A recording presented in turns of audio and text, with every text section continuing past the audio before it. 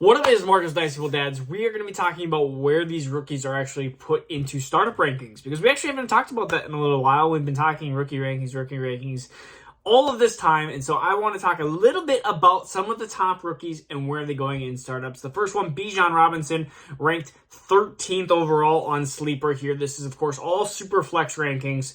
I know a lot of leagues have converted to Superflex here, but Bijan, behind Christian McCaffrey, I don't understand the Christian McCaffrey love here. This is Dynasty. It just makes me so confused on why he is still RB1 in some people's minds. But he's right ahead of Jonathan Taylor at 14, Breece Hall at 16, Kenneth Walker at 20. I mean, I think Bijan is a top 12 prospect. I'd rather have him over Christian McCaffrey. I'd rather have him over CeeDee Lamb. You have to put him into the area of Jamar Chase, of potentially that Fields and Lawrence area, Lawrence being ahead, and Lamar Jackson. Where's Lamar Jackson going to go? I know that quarterbacks are always hyper valued in Superflex, but Bijan Robinson is that difference maker. So Bijan at 13, he could be moved up even a couple of spots here, but I love absolute Bijan, and he's been in my border of the top 10 Superflex rankings. We go into the quarterback realm because you're going to have CJ Stroud, you're going to have Bryce Young, and you're going to have Anthony Richardson drafted 18th, 21st, and then 28th, respectively. These three quarterbacks, I'm a little surprised Anthony Richardson is that low, but they're all into the realms of Dak Prescott, Deshaun Watson. They're even in the realms of Kyler Murray. And so when you look at those quarterbacks, Kyler Murray, first overall draft pick, Dak Prescott has been a stud the last 5-6 years, been just basically a quarterback one, and sometimes even a mid to higher quarterback one. And then Deshaun Watson, there are some questions about him, but when he's been healthy and when he's been out of trouble, which are definitely two big ifs. Mostly out of trouble. I don't think necessarily injury has been a factor. I guess he's just he hasn't played in forever because of suspension. Those are quarterbacks that I feel much more confident in than like a CJ Stroud, than a Bryce Young. I mean, when you're buying that, I mean, you're buying, let's see, quarterback, let me just do some math, 4, 5, 6, 7, 8, 9, so quarterback 9, 11, and like 14.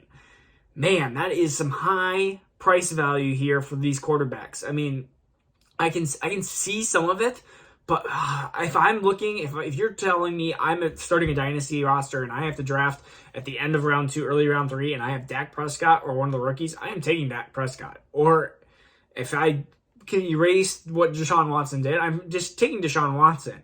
Even we go a little bit lower. I mean, the quarterbacks drop quite a bit, but you have Tua, you have Trey Lance and stuff. Like, I'd rather have some of these rookie quarterbacks over those two.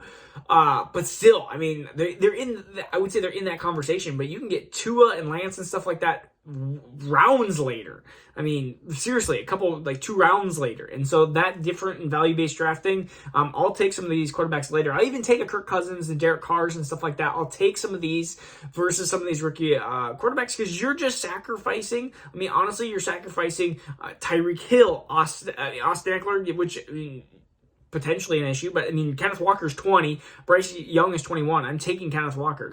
Barkley is in that area. Stephon Diggs, Garrett Wilson, T. Higgins, Travis Etienne, Kyle Pitts. I'm taking all these types of players probably over these rookie quarterbacks, even in Superflex. It's just, I think out of these three quarterbacks, you're going to have one that's safe, one that hits, and one that busts. And so there's still a lot of gamble here. And so that's really, really tough for me to want to spend that high. Then we get into the 40s, Jackson Smith-Njigba, who I think could even be higher. I mean, you look at he's in the tier with these quarterbacks, but yet you get him 18 picks later, which I think is ridiculous. You can get, I talked about a couple days ago, my tier base, where you have Jackson Smith-Njigba and Jahmyr Gibbs in the same tier, but you're getting 40 and 43 versus a late second, early third. You're able to draft 15, 20 picks later and pick up these guys, and that is exactly why I am rather taking other positional players over these quarterbacks. Jackson Smith-Njigba I would have him over DK Metcalf. I would rather have him over Chris Olave. Cooper Kupp is a close one, but I would rather have him over Cooper Kupp. And these are wide receivers being drafted ahead of him. We look at Jahmyr Gibbs, and he's being drafted behind Josh Jacobs. Travis Etienne is a close one in my mind. I think that they're very, very, very, very, very close. I would probably slightly lean Travis Etienne at this point. I would rather have him over Josh Jacobs. Josh Jacobs is, again, we're talking about a running back. If I can grab his age, come on, I can do this right. He's 25, and so 25, he's now going to be getting into that second contract here soon, and so we see running backs that just don't have, they just start to lose that success unless they're elite, and I don't think Josh Jacobs is elite by any means. You look at other running backs, Najee Harris, that's a really close one between Gibbs and Harris. I would probably actually rather have Najee. I think Najee is getting too much hate, but DeAndre Swift and Nick Chubb, I would rather have Jahmyr Gibbs over those two players, even though that they're potentially going to be good for the next year or two. And so then there's a big drop-off, which we see that, and that's why we talk about tier-based drafting. And so we're going to go through a couple more players, Jordan Addison and Will Levis.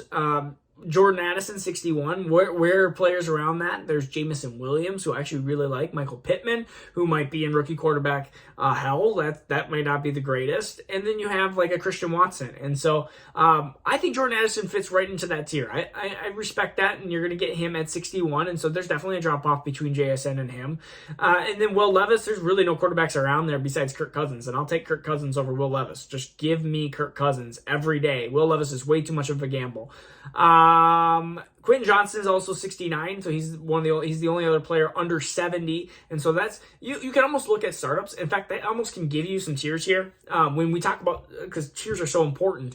That can almost tell you, like, okay, you have these 5 players within 20 and 40, okay? And then there's a big drop-off from, like, 60 to 80. It's like, okay, that means there is a tier here, and you have to know that when you're going into rookie drafts. And so Quentin Johnston is right around the Jerry Jeudy, Treylon Burks, DJ Moore.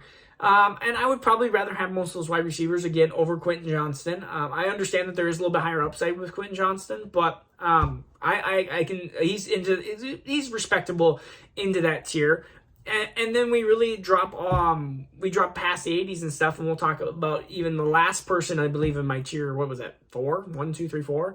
And so we'll probably end up breaking through that down in the next draft, in the next video, so you can get an idea of where some of these end of round 1, early round 2 players are going to go, so you can have an idea of some more tiers and some what to expect at this point, because right now players don't have team names, but soon they will. And so that's going to be a huge, huge factor here. All right. So again, I hope you're learning something when we talk about tiers, we talk about startups. What in the world are we?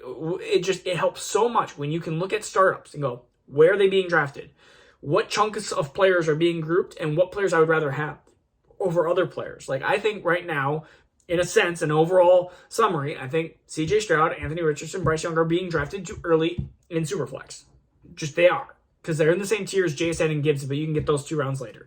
And so that is a consent. That's what I believe. I think Bijan's just slightly low, and then you can see that the drop off between Quentin Johnston and Jordan Addison's actually around. So, like, right now, maybe Quentin Johnston is more of a value than Jordan Addison if they're in that same tier. So this also helps when you're doing startups with rookies already in there. You can kind of see, okay, well, what players am I going to go after if they're in the same tier? Like, if I'm just going to take a tier 2 rookie or tier 3 rookie, well, what is the last tier 3 rookie that I can target and go after? So, again, this is Marcus Dynasty Dads. I hope you enjoyed this video, and we will see you again very soon.